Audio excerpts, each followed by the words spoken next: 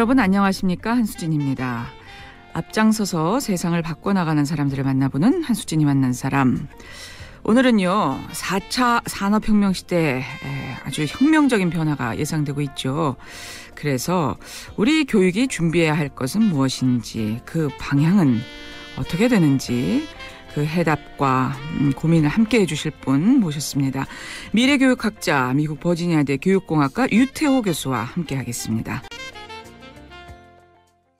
2년 전 세계경제포럼이 발표한 일자리 미래보고서에 따르면 2020년까지 710만 개 일자리가 사라진다고 합니다. 얼마 남지 않았죠. 미래학자들은 또 앞으로 20년 내 직업의 47%를 컴퓨터나 로봇에게 빼앗기고 2030년까지 전 세계 약 20억 개 일자리가 로봇과 컴퓨터 알고리즘 때문에 사라질 거라고 내다보고 있는데요. 2016년 초등학교 입학하는 어린이들의 약 65%는 현존하지 않은 새로운 직업도 또 얻게 된다고 합니다.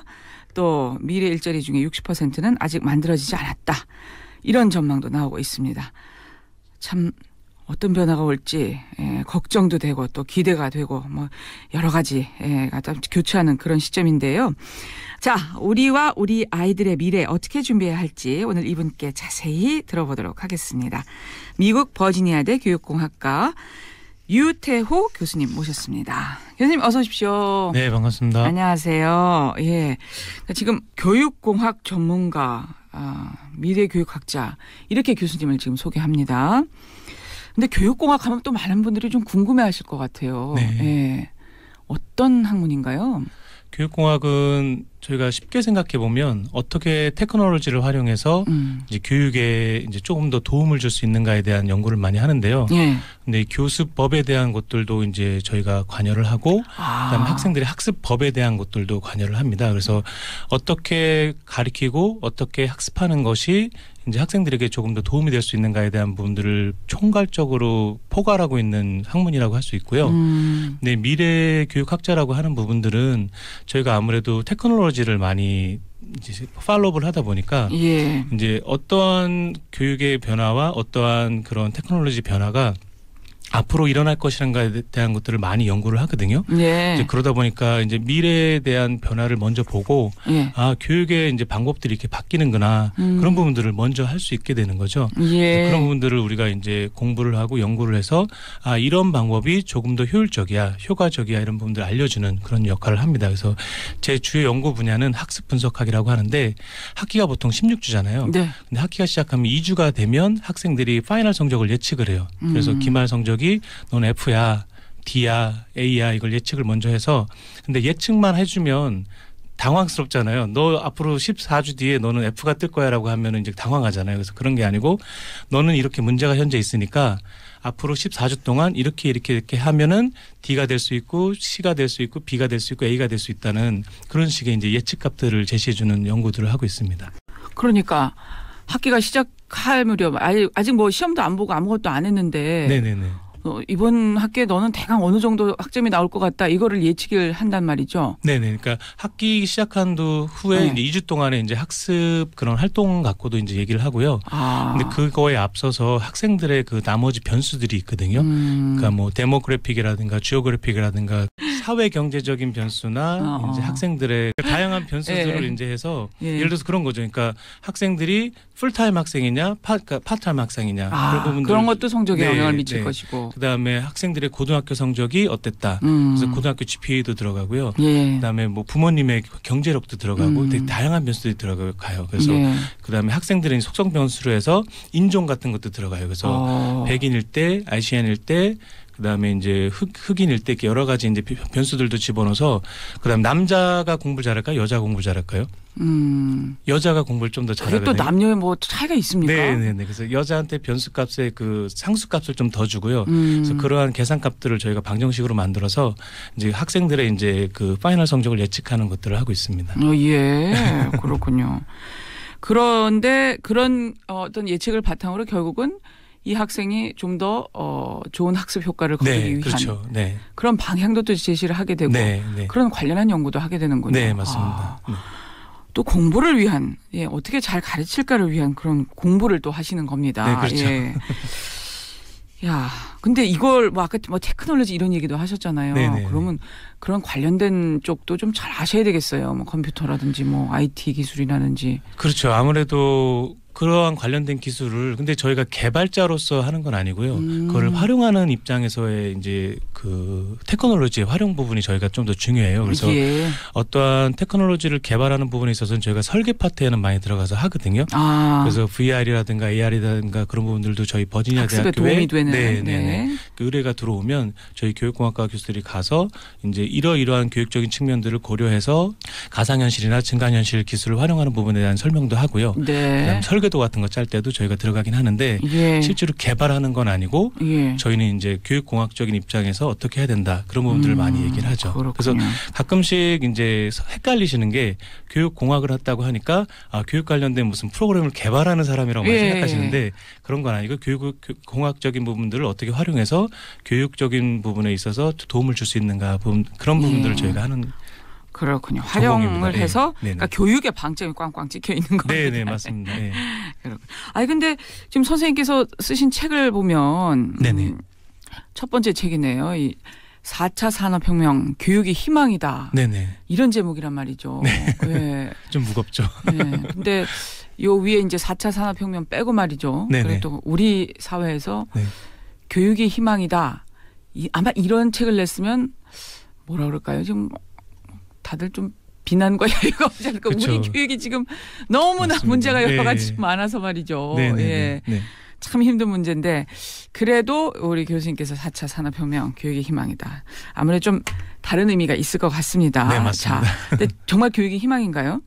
네. 근데 제가 이제 교육의 희망이다라는 부분을 말하면서 4차 산업혁명을 앞에 붙인 이유는 제가 이제 미국에 있으면서 그 교육공학자로서 미래교육자로서 하다 보니까 연구를 계속 하다 보니까 이 4차 산업혁명이라는 방향이 사실은 우리가 흔히 생각할 때는 기술 지배적인 혁명이라고 많이 생각을 하잖아요. 근데 그게 아니라 4차 산업혁명의 본질은 이게 사람이 중심이 되는 산업혁명이거든요. 그래서 사람이 본질이다. 예. 네네.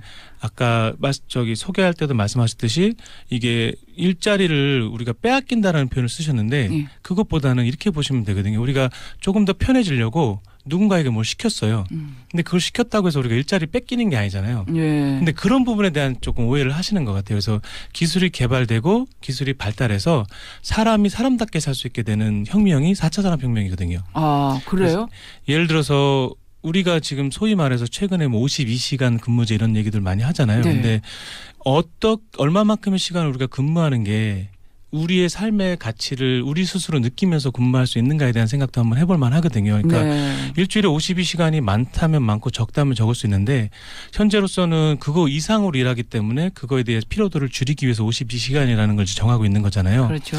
근데 거기 있어서 핵심 내용이 우리가 이제 돈을 벌기 위한 수단으로 일을 하고 있는 거지 어떻게 보면은 우리의 삶의 가치 혹은 내가 정말 좋아하는 일에 푹 빠져서 일을 하고 있는 사람은 많이 없다는 게 하나의 문제가 되고 있거든요. 그러다 보니까 뭐 갑질이라는 부분도 참아가면서 여러 가지 이제 정말 내가 이거를 참고 열심히 한 달 또 일하고 나면은 이번 달 말에 들어올 이제 그 그렇죠. 경제적인 이제 혜택에 대한 부분 생각하게 되는데 근데 그런 부분들에 대한 문제가 우리가 이제 4차 산업혁명을 생각하면서 생각해 볼 문제인 것 같아요. 그러니까 어떤 얘기냐면은 지금까지 해오던 예를 들어서 60시간, 50시간 뭐 이렇게 일하는 부분들이 사실은 우리가 인간으로서 그러니까 하지 않아도 될 부분들인데 해오고 있었다는 생각들을 해보는 게 좀 중요한 거거든요. 그러니까 지금 우리가 이런 식의 시스템은 산업혁명이 시작하면서 한 200년 정도밖에 안 된 시스템이거든요.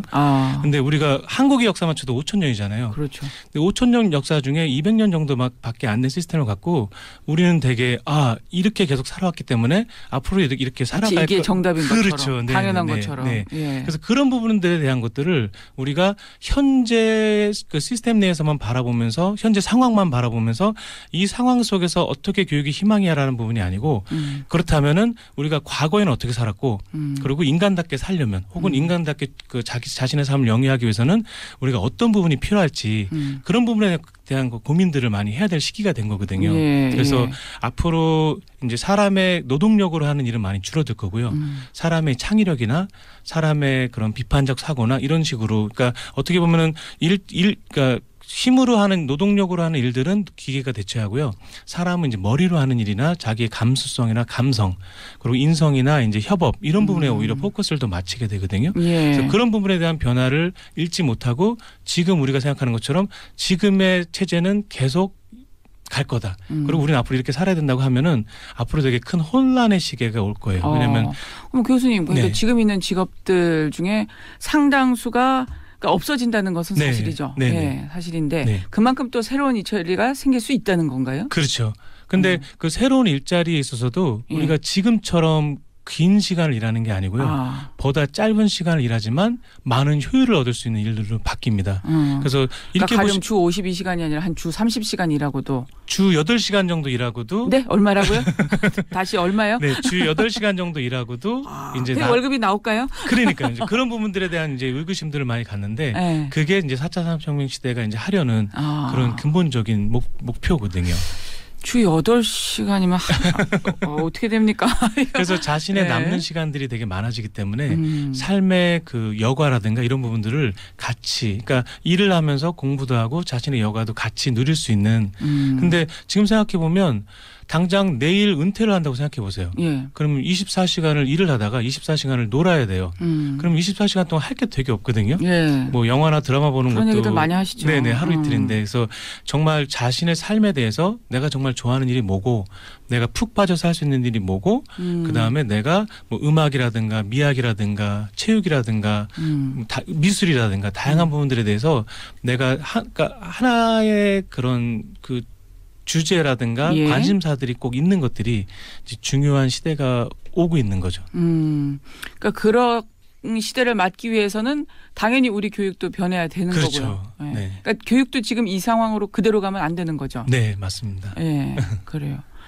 좋긴 좋은데 말이죠. 주 네네. 8시간 근무. 근데 아무리 생각해도 지금 제 생각으로는 그래도 월급이 나올까 하는 생각이 네. 자꾸만 듭니다. 그리고 네. 뭔가 일자리가 이게 없어지게 되면 뭔가 뭘 할 수 있는 일이 있을까. 네. 아까 어떤 새로운 일이 가령 가능한지에 대해서 머리에 떠오르지가 않으니까 네. 이 4차 산업하면 뭐 여러 가지 좋은 것도 있지만 이 걱정부터 드는 것도 좀 사실이에요. 우리 네. 아이들이 과연 뭐 먹고 살까, 뭐 무슨 일을 하게 될까. 그리고 많은 부모님들이 그래서 어떤 준비를 해야 될까 하는 점도 걱정이 될 것 같은데요. 예. 어쨌든 지금 교수님 보시기에 우리 교육에서는 어떤 점이 좀 가장 문제라고 보세요? 한국 교육에서의 가장 큰 문제는 예. 교육의 중심에 학생이 없다는 것 같아요.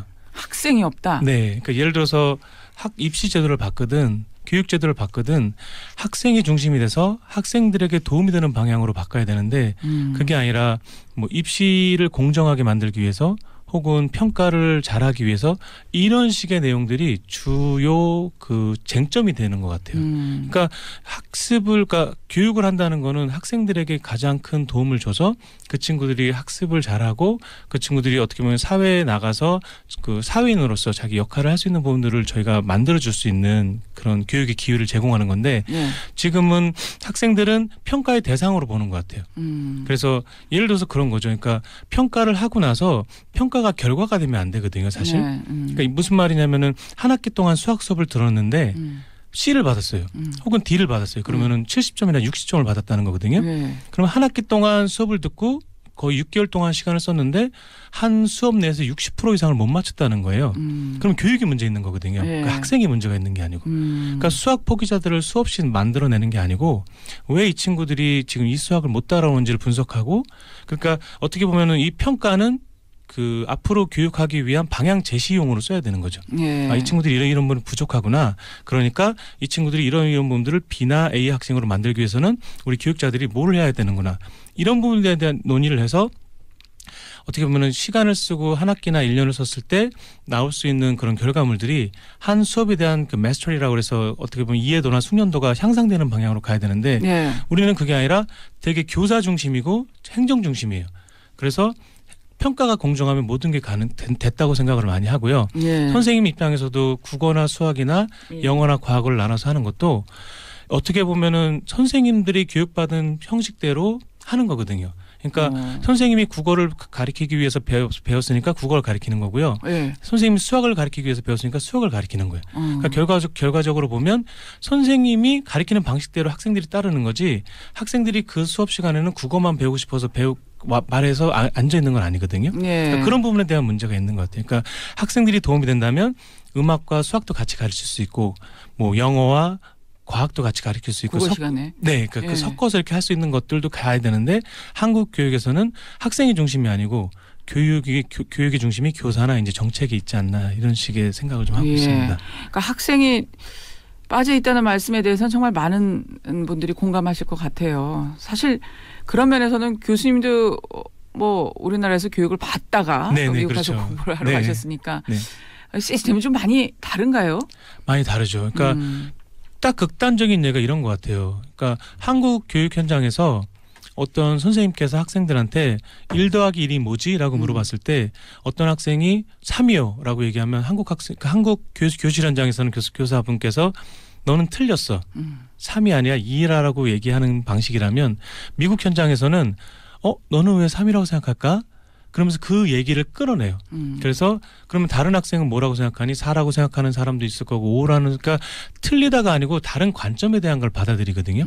근데 이 친구가 왜 3이라고 생각하는지를 얘기를 들으면서 그 친구들의 창의력을 계속 이끌어주는 거예요. 그래서 근데 이제 선생님에게 반항하기 위해서 3이라고 하는 경우야 뭐 그건 정말 문제지만 그렇지가 않고 이 친구가 3이라고 생각하는 생각이 있을 거잖아요. 그런 생각을 들어주고 그런 생각을 다른 학급의 친구들과 공유하면서 이제 그렇게 학생들의 생각들을 막 이끌어낸 다음에 그런데 수학에는 이제 수학적인 약속이라는 게 있어. 그래서 더하기라는 거는 앞에 숫자와 뒤에 숫자를 합쳐서 이제 그 결과값을 만드는 거를 얘기해라고 하면서 그러니까 우리가 배워야 될 수학적인 그런 이론이 왜 나왔나 어떻게 나왔나 예를 들어서 피타고라스 정리를 배운다 쳐도 당시에 피타고라스가 어떤 문제가 있었고 그걸 해결하기 위해서 어떻게 했었다라는 그래서 그런 정리가 나왔다는 얘기를 하면서 너가 만약에 그 당시에 피타고라스라면은 어떠한 방식을 썼을까 이런 얘기들을 하거든요. 그러니까 우리는 그렇게 안 하는 거죠.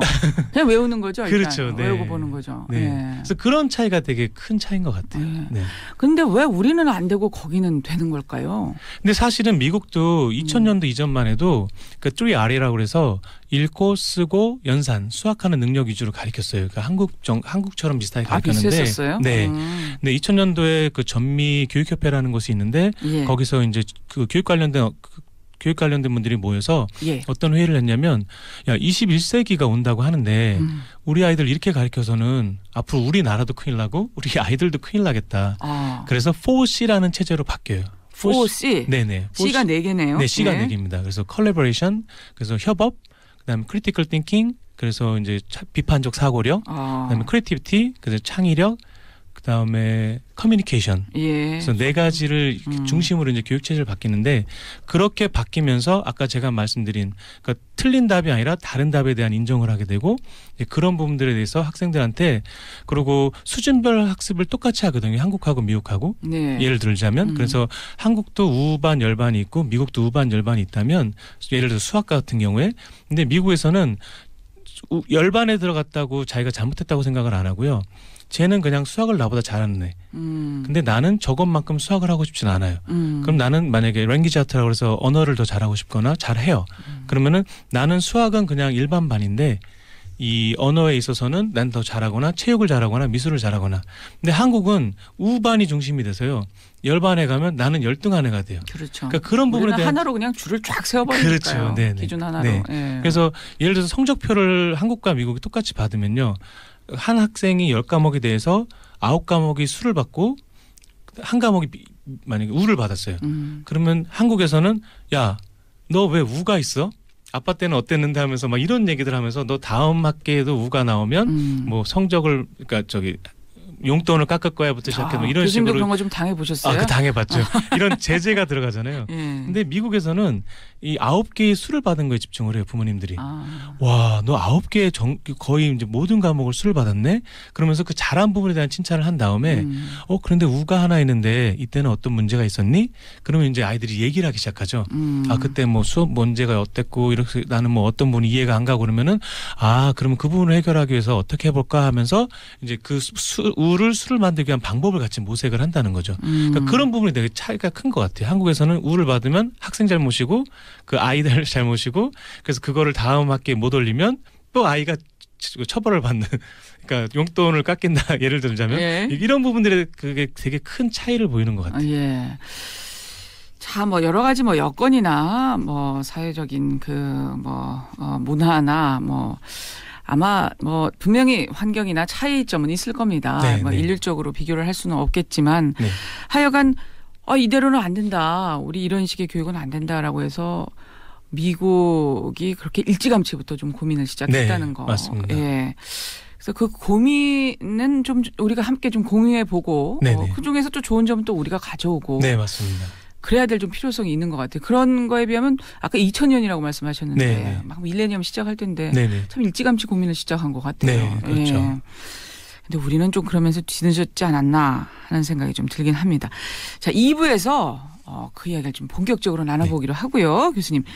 노래 한 곡 듣고 또 계속해서 이야기 좀 이어가 보도록 하겠습니다. 네네. 교수님께 추천곡을 부탁드렸더니 손성훈의 내가 선택한 길. 네, 좀 이라고, 오래된 노래죠. 예, 골라주셨어요. 네. 예.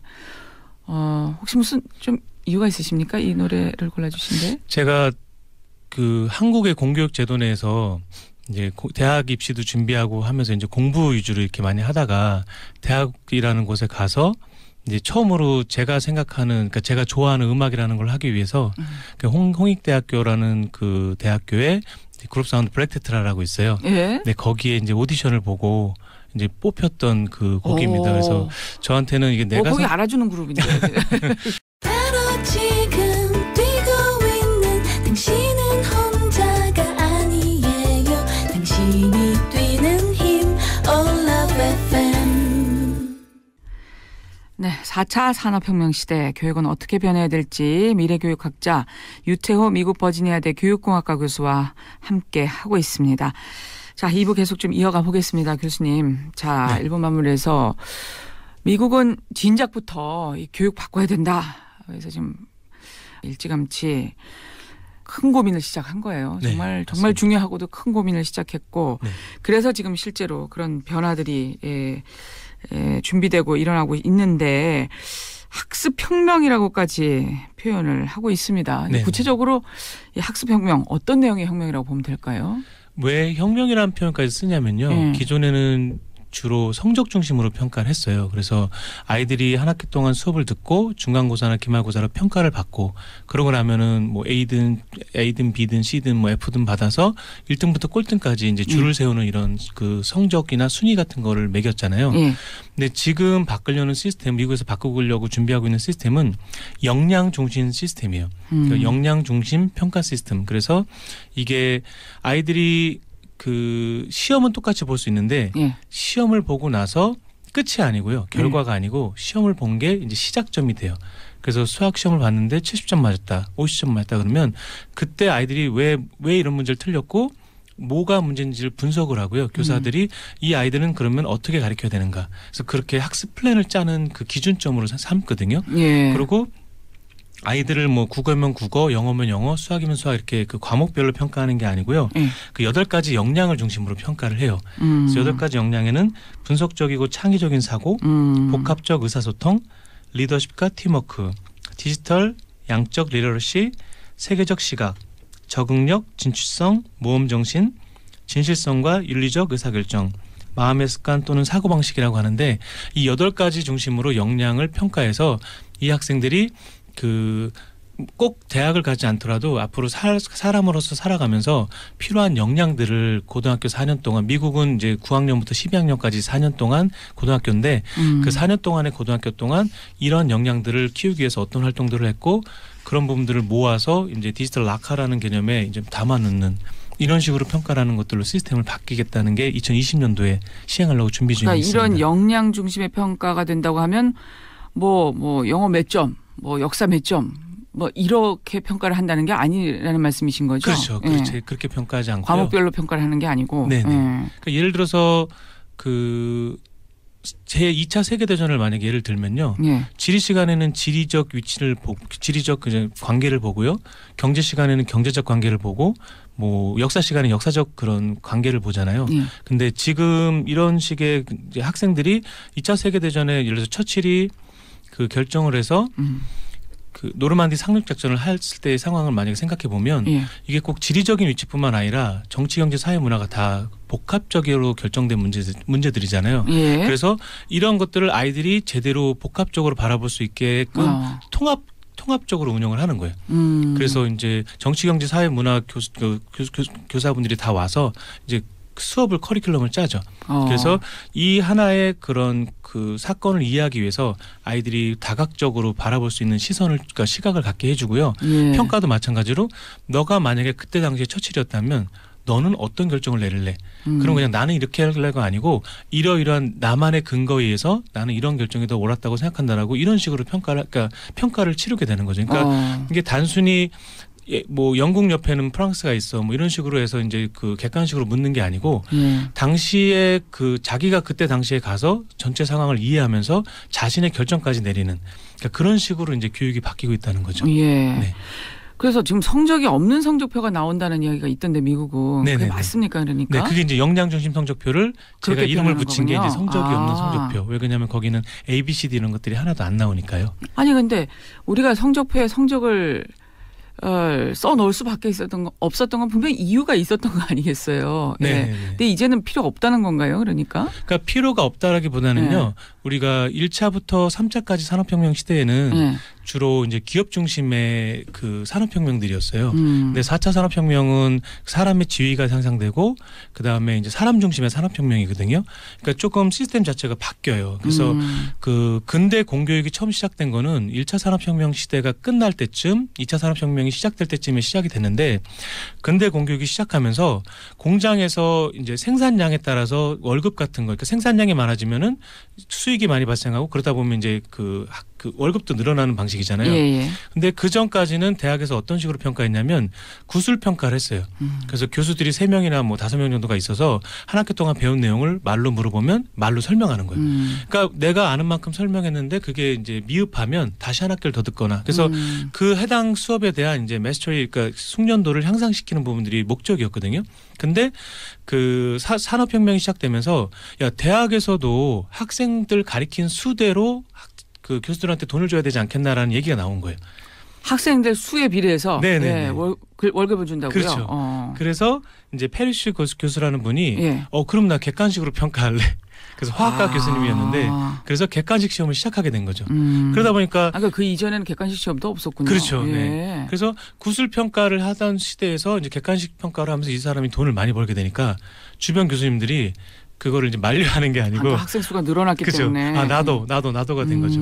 그래서 이런 시스템들이 되게 많이 확장이 된 거예요. 그러니까 어떻게 보면은 교육적인 목적에 의해서 학생들을 좀 더 효과적으로 평가하거나 아니면 학생들의 학습에 도움이 되기 위해서 객관식 평가 방식이 도입된 게 아니고 이런 그 산업혁명 시대의 그런 어떻게 보면은 영향이 교육을 바꾼 케이스들이거든요. 그러니까 우리가 그런 내용들을 다시 돌아보고 그렇다면 우리가 이게 뭐 150년 동안 해왔다고 그래서 우리가 앞으로 150년도 가야 될 방식이라고 말할 수는 없다는 거죠. 그래서 그렇다면 우리는 어떻게 교육의 본질을 찾을 수 있는가. 그리고 지금 이 사람 중심의 산업혁명이 시작될 때 교육의 본질을 찾고 사람의 인성 그리고 사람의 그런 가치라든가 역량을 끌어내는 교육이 되는 방향으로 교육의 변화가 좀 이루어졌으면 한다는 게 제 생각입니다. 네. 그래요. 참 이런 A, B, C, D 그야말로 점수로 평가되는 그런 성적표에 정말 얼마나 많은 참 눈물을 흘렸습니까? 네, 맞습니다. 참 아이들이 여러 가지 장점이 많고 그럼에도 불구하고 그 성적표에 기죽고 말이죠. 힘들어하고 얼마 전만 해도 이제 또 방학한다고 해서 다 성적표 한번 또 집으로 정말 또 다들 난리 났을 거예요. 뭐 남의 이야기 할 때도 아니고 저도 더 비슷한데 말이죠. 근데 어찌됐건 지금 미국에서는 이렇게 그런 성적표는 이제 바뀌어가고 있다는 말씀이시고 그렇죠. 점수로 평가되는 2020년도에 도입을 하기 위해서 지금 현재 준비 중입니다. 2년 후네요. 근데 이렇게 하려면 당장 교사들도 굉장히 많이 네, 맞습니다. 변화해야 될 것 같고 네네. 교사들의 업무도 상당히 늘어나는 거 아닌가요? 교사, 교수, 평가자의 업무가 상당히 늘어나야 될 것 같은데요. 그렇게도 볼 수 있고요. 네. 이게 어떻게 보면 교사 재교육은 필요하다는 건 인정을 하는데 예. 근데 이렇게 볼 수 있을 것 같아요. 그러니까 과거에 저희가 교사라고 생각하고 저희 선생님이라고 부르면서 저희가 이제 그 우리 아기 때 배웠던 학교 교수의 모습을 생각하면 선생님에 대한 존경심이 되게 컸거든요. 네. 왜냐하면 그러니까 교육자로서 교육을 어떻게 보면 저희한테 주시는 분이라고 생각을 해서 그러니까 회초리를 맞아도 집에 가면은 그 선생님한테 따지러 부모님이 가는 게 아니고 애 손 붙잡고 가서 얘 좀 더 훈육을 더해서 좋은 사람 만들어 주십시오. 그러니까 좋은 사람을 만드는 그러니까 그런 식의 교육이 목표였던 것 같아요. 근데 예. 지금은 어떻게 보면 교권이라는 것들이 많이 무너진 것도 가르치시는 분이 되어가는 게 하나의 문제가 된다고 저는 개인적으로 생각을 하거든요. 예. 그래서 이런 역량 중심 교육 방법이 오히려 교권에 대한 그 확보, 그러니까 더 향상이 된다고 생각을 해요. 왜냐하면은 아이들을 바라볼 때 평가 대상으로 바라보는 게 아니고 이 아이들이 개인 어떤 부분들을 정말 좋아하는지, 어떤 부분들을 잘하는지 이런 것들을 바라보게 되고요. 그 다음에 다른 뭐 서류 작업이나 다른 부분들에 대한 많은 시간 쓰는 것들을 이제 에듀테크라는 기술들이 이제 발달해서 그런 부분들을 많이 줄게 되고요. 그 다음에 그 남은 시간들을 조금 더 아이들을 위해서 쓰게 되는 거거든요. 그러니까 저는 그렇게 생각을 해요. 그러니까 교대를 가고 사대를 가고 해서 교사가 되시겠다는 분들이 대부분 그 살면서 혹은 교사 생활을 하시면서 이렇게 조금 이렇게 여러 가지 일에 치이셔서 이렇게 가르치시는 부분에만 치중하게 됐다면 근데 처음 시작했을 때 마음은 그렇지 않다고 생각을 하거든요. 정말 아이들이 좋고 이 아이들의 미래를 생각하고 이 아들과 같이 이제 상호작용하고 이런 부분들이 너무 좋아서 시작하셨기 때문에 네. 저도 이제 한국에서 강연을 많이 다니다 보면은 교사 강연들도 많이 하거든요. 예. 근데 그분들한테 이런 재교육이 좀 필요한데 그래도 괜찮겠냐라는 말씀 많이 하시면 아이들을 위한 거라면은 할 수 있다는 얘기들을 많이 해주셨어요. 그래서 저는 좀 긍정적으로 바라보고 있습니다. 예. 그리고 또 한 가지는 이게 4차 산업혁명 시대에 그 교사 일자리도 많이 줄어들게 됐거든요. 근데 그거는 그 지식의 그 전달의 시대에서 지식의 공유의 시대로 앞으로 바뀌기 때문에 왜냐하면 그 바뀌는 이유는 지식의 반감기가 줄어들 거거든요. 그러니까 오늘 제가 말한 내용이 내일 틀릴 수도 있게 되는 거예요. 그러니까 학교 교단에서 막 열심히 얘기하시는 내용들이 아이들이 스마트폰으로 찾으면 틀린 내용이 될 수 있는 거예요. 그렇기 때문에 이게 앞으로는 지식을 내가 말한 게 옳으니까 너가 듣고 외워서 암기해서 시험을 봐가 아니고요. 같은 내용의 지식이나 정보는 공유를 하고 예. 선생님과 학생이 같이 이제 그 같이 공유된 정보 내에서 새로운 지식을 창출하고 하는 학습법으로 바뀌게 되거든요. 예. 그러니까 그런 과정 속에서 이제 교사의 역할이 더 중요하게 돼요. 근데 단지 지식을 전달하는 교사의 역할은 더 감소하게 되죠. 왜냐하면 AI라든가 유튜브라든가 다양한 방법으로 아이들이 지식을 얻을 수 있는 방법은 많게 되는데 그 얻은 지식을 토대로 새로운 지식을 창출해내고 아이들이 같이 조금 더 깊이 있는 논의를 하고 고민을 해볼 수 있는 건 교사가 옆에서 티칭이 아니라 코칭을 하는 역할들을 함으로써 이젠 가능해지거든요. 티칭이 아니고 코칭이다. 그렇죠. 그래서 코칭을 할 수 있는 교사의 수는 훨씬 더 많이 필요하게 될 거고요. 예. 그래서 그런 부분에 대한 현재 그 티칭하시는 교사분들의 코칭에 대한 그 교사 재교육이 좀 필요하게 됩니다. 그러니까 전통적인 의미의 어떤 교사 일자리는 네네네. 많이 줄어들겠지만 그렇죠. 네. 새로운 의미의 이젠 티칭이 아니라 코칭하는 그렇죠. 네. 예, 그런 교사로서의 역할은 또 새롭게 좀 부각될 것이다. 그쵸, 더 많이 네. 필요하게 될 것이다. 네. 예. 이래서 교육이라는 것도 우리 영어에서는 education이라고 하잖아요. 예. 그래서 그게 이제 라틴어의 educare에서 나왔거든요. 그래서 일하는 거는 밖으로, 그다음에 디케어라는 건 끌어내다. 그래서 이게 그 밖에 있는 걸 주입식으로 밀어넣는 게 아니고요. 안에 있는 거를 역량이라든가 인성이라든가 이런 그 사람의 생각이라는 것도 끌어내는 게 교육이었고요. 한자에서도 마찬가지로 교육이라고 하잖아요. 예. 근데 교는 이제 채찍을 들고 이제 부모나 이제 선생님을 모방하는 거를 가리킨다면 육은 이제 아이를 이제 엄마가 이제 품에 안고 길러내는 거거든요.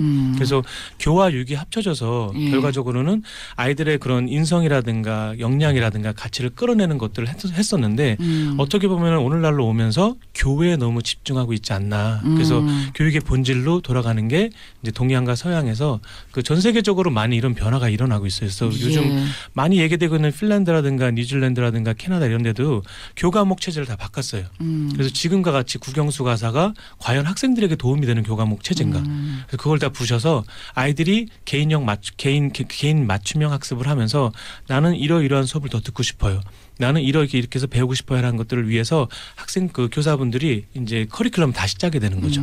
그래서 거기야말로 정말 교육 현장 한가운데 학생이 있는 거네요. 그렇죠. 예, 네, 네, 건. 맞습니다. 내가 듣고 싶은 수업, 내가 배우고 싶은 네, 맞습니다. 공부. 네. 그렇군요. 그런 움직임들이 지금 전 세계적으로 활발하다는 말씀이시고요. 네. 지금 우리도 교육에 대해서 많은 고민을 하고 있고 그리고 또 지금 가장 중요한 게 지금 대학 입시 관련해서 네네. 또 지금 중요한 결정을 앞두고 있거든요. 네, 맞습니다. 예. 네. 아마 우리 대학 입시 대입제도와 관련해서도 교수님 뭐 여러 가지 고민 좀 많이 해보셨을 것 같은데요. 네네. 예. 그러니까 어떤 방향으로 나가야 된다고 보세요? 네, 좀 되게 민감한 얘기라서. 예. 근데 이게 그러니까 저는 이제 앞으로 어떻게 보면 이제 미래에 대한 얘기를 하고 있는 거고요. 예. 근데 현재 이제 중고등학생들 같은 경우에는 현실이라는 게 있는 것 같아요. 그래서 현재 이제 현행 이제 앞으로 당장 몇 년 안에 입시 제도를 거쳐서 그 친구들이 대학을 가야 되는 거고요. 근데 제가 얘기하는 거는 향후 5년이나 10년 뒤에 얘기를 하는 거기 때문에 이런 좀 관점의 차이는 있을 것 같은데 제가 생각하는 거는 대학의 자율권을 더 많이 줘야 된다는 게 제 생각입니다. 그래서 입시 제도에도 마찬가지로 이게 그러니까 대학 수학 능력 평가잖아요.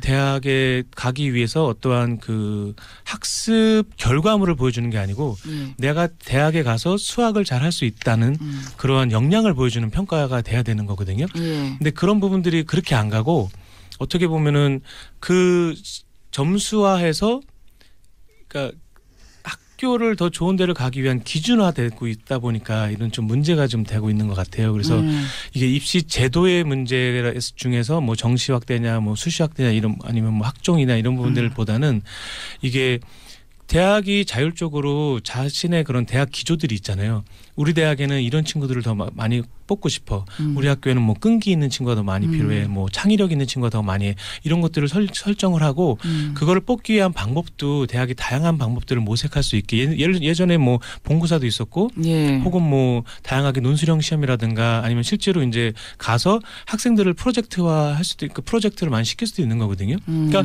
비근한 예로 미국에서는 취업할 때 실리콘밸리나 이런 데서 그 성적 보고 뽑지도 않고요. 어느 학교 보고 뽑지도 않아요. 어떻게 뽑냐면 한 3개월이나 6개월 정도를 길게 이 친구를 지켜보면서 한 번은 와서 불러갖고 이제 너는 어떻게 생각하는가 우리 회사에 대해서 그리고 또 한 번은 불러서 우리가 지금 현황 문제가 이런 것들이 있는데 너라면 어떻게 해결할래? 그리고 또 한 번은 불러서 같이 일할 수 있는 그런 팀을 같이 넣어서 그 팀하고 어떻게 어우러지고 화합하는가를 보기도 하고 그러니까 다양한 방식으로 종합적으로 보면서 이 한 사람을 뽑아서 한 회사에서 같이 일할 수 있는 친구인가를 보거든요.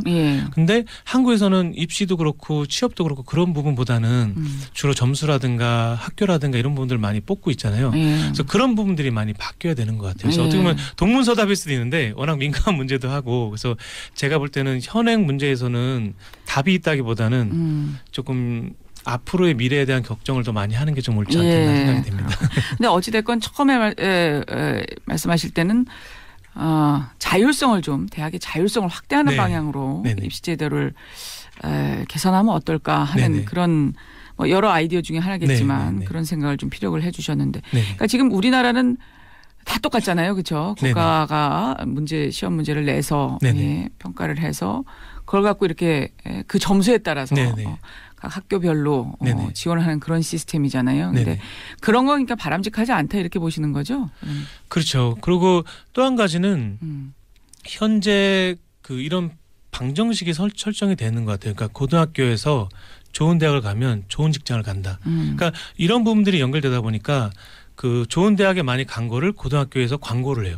우리 대학이 이만큼을 보내니까 우리 학교에서는 이런 그 많은 학생들을 좋은 대학에 보냈다고 하고 대학에서도 마찬가지로 좋은 직장에 소위 말해서 이제 안정적이고 돈을 많이 주는 직장에 보내기 위해서 우리 대학에서 이만큼 보냈다는 것들을 하고 있거든요. 근데 이렇게 그 방정식이 성립되다 보니까 학생들이 정말 배워야 될 교육 혹은 해야 될 받아야 될 교육들을 하는 게 아니고요. 이게 그 좋은 대학에 많이 가기 위해서 고등학교, 그러니까 초중고를 쓰고요. 그 다음에 좋은 회사를 가기 위해서 대학 4년을 써요. 그러니까 초중고부터 대학까지 어느 한번 자기가 좋아하는 일에 좀 더 집중하고 많은 시간을 쓰는 게 아니고요. 입시 제도에 따라서 입시제도 이렇게 바뀐대. 네. 저렇게 바뀐대.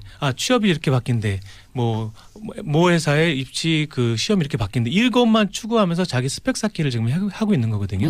그래서 그런 부분들에 대한 변화를 우리가 조금 추구해야 되지 않나. 지금 대학 입시에서 객관식으로 평가하는 거. 네네. 이게 전 세계에서 우리나라가 거의 유일해졌다면서요? 네, 그렇죠.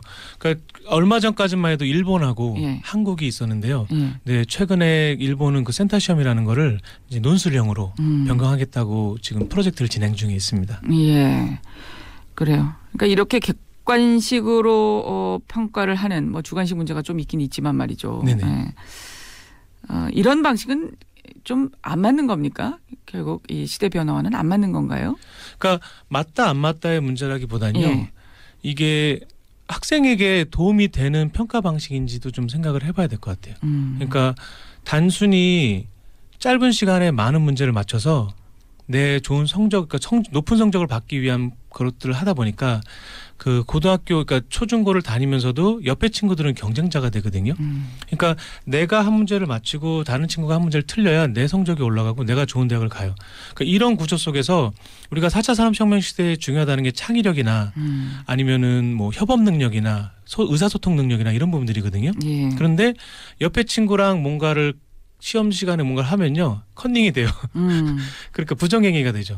그리고 내가 어떤 부분에 대해 창의력을 발휘하면요 틀렸다고 해요. 그러니까 이런 식의 문제들이 되게 교육 현장에 많이 있다는 거죠.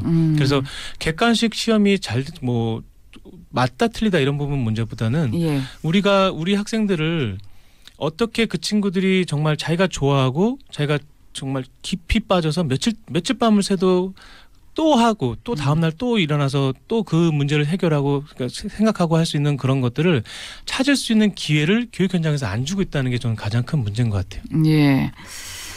자, 이제 뭐 마무리할 시간이 되는데 어쨌든 지금 다시 한번 지금 우리 4차 산업혁명 시대에 살아갈 아이들을 가진 학부모님들 네네. 아마 이 시간에 함께 하시면서 어느 정도 좀 해답을 얻은 것 같기도 하고 하지만 이제 또 개개인의 노력만은 될 수 있는 게 아니기 때문에 우리 네네. 사회가 함께 고민을 해야 될 부분이 좀 많이 큰 것 같은데 사회적인 고민은 또 고민이고요. 네. 우리 학부모님께서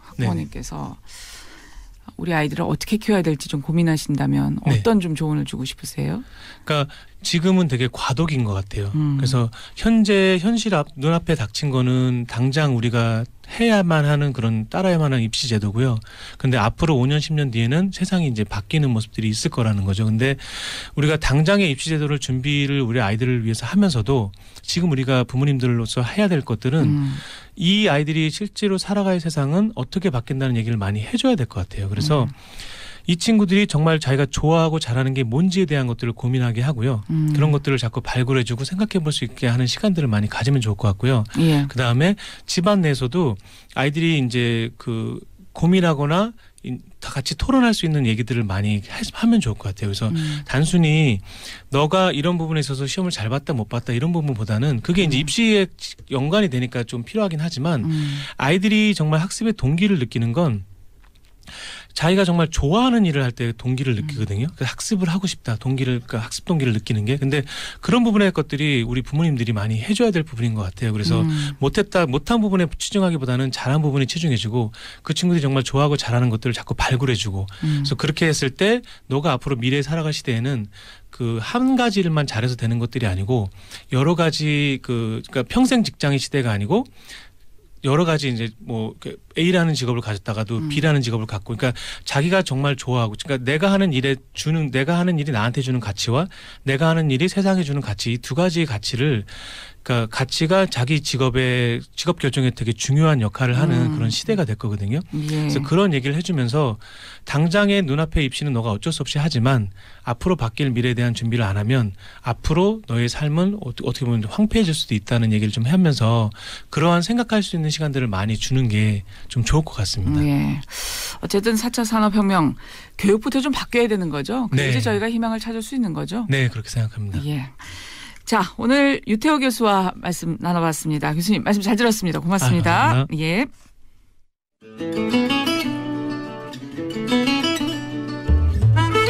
한수진이 만난 사람 오늘 순서는 여기까지입니다. 저는 다음 주 일요일 아침에 다시 오겠습니다. 고맙습니다.